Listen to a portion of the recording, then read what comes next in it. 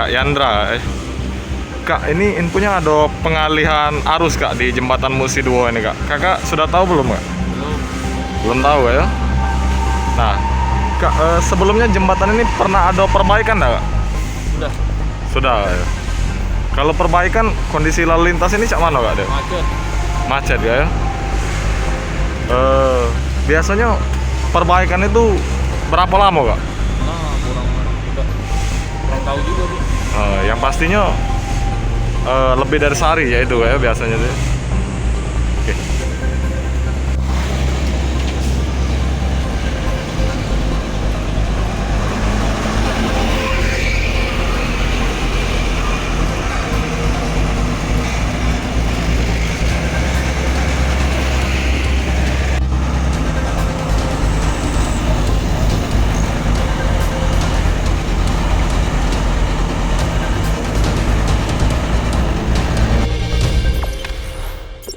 Jangan lupa subscribe, share, komen, dan like ya.